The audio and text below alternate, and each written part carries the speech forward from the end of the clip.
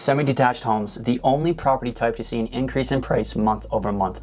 What the heck is going on there? Let's check it out. Hi, my name's Fyfe and I'm your Calgary Realtor. If you want to chat about anything real estate related, then go ahead and click the very first link in the description and book a call with me. It's never too early to start creating the game plan. Before I get started and you want to read what the Calgary Real Estate Board has to say about semi-detached homes for the month of November, pause the video and give this a read. But moving forward, we are going to start this off by looking at the year-to-date stats package for all of Calgary. And let's start this off by looking at price, as price is what most people are interested in. You can see that the month of November is the first month in 7 months to actually see a price increase. The month of November hopped back to the prices seen in September. Now, we're still down $22,000 from the highs that we saw in May, yet still up over $50,000 from November of last year. It's pretty crazy to see a price increase, so let's try and dig into that a little bit more and figure out what the heck is going on. Sales, new listings, and inventory have all declined, and days on market have increased, yet the price has ticked up. From looking at those four things, you would have to assume prices would have decreased, so it's a little bit of a strange one. If you look at the average townhouse sale for the month of November, you can see that the average price was $493,000, which is an increase of $25,000 from last month, the highest average that we've seen since April of this year. So with that being said, were people offering higher on townhouses in November? I guess we'll have to find out in the coming slides. Next, I really do like this graph because you can clearly see a fast run up in price and then a persistent decrease over the past several months, until now. Now, that's pretty unexpected. The blue bar is inventory, the green bar is sales, and the red line is price. You can see that sales have somewhat leveled off, whereas the inventory has been steadily decreasing ever since July. Even though sales have declined, affordable product in Calgary has held strong, both in this sector, townhouses, and apartments.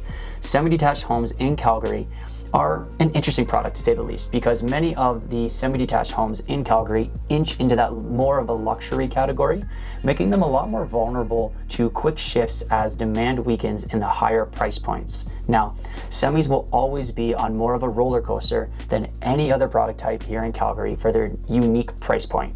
Okay, next, this chart here showcases the semi-detached market in each quadrant of Calgary. This will help us understand what's going on a more micro level around the city. Now, when first looking at this, everyone wants to know what the price point is in their quadrant, and you can find that here. You can see that the city center and northeast both saw increases month over month. The city center saw an increase of $8,000 from last month, which could be the main contributor to the increase as a whole. Now, the other two expensive quadrants actually saw decreases over this past month, and those are the northwest and west. So besides that, every other quadrant has stayed relatively flat. But when shifting gears and talking a little bit more about the supply and demand factor, you will see that the most quadrants are around 2 months of supply, which is still a seller's market favoring the seller in most scenarios.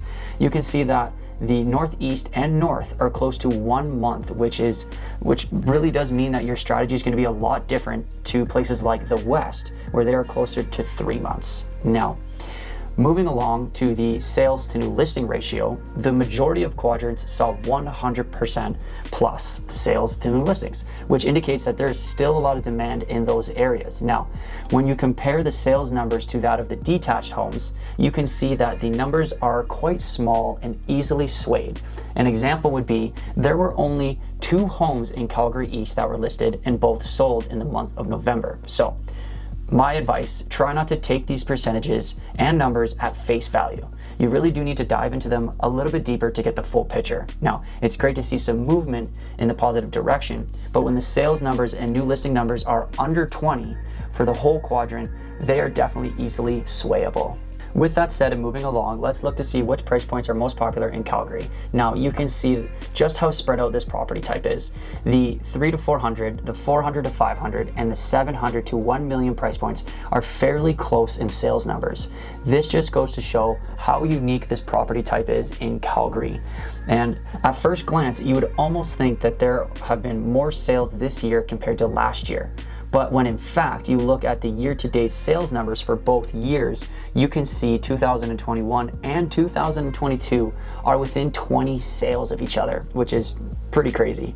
The shift of demand from the $300,000 to $400,000 price point flowed over into the $400,000 to $600,000 range. So all in all, I really hope that this helps open up your eyes to just how important the preparation and the initial game planning is when you're stepping into the market. It's never too early to start discussing your options. But that's all I got for you folks. Book a call with me if you want to dive into these numbers in a lot more detail, as this was only a brief overview. There's still a lot to unpack here, and I just don't want to overdo it in one video. So make sure to subscribe and show some support by leaving me a comment. Show. I can't say my S's today. So until next time, peace.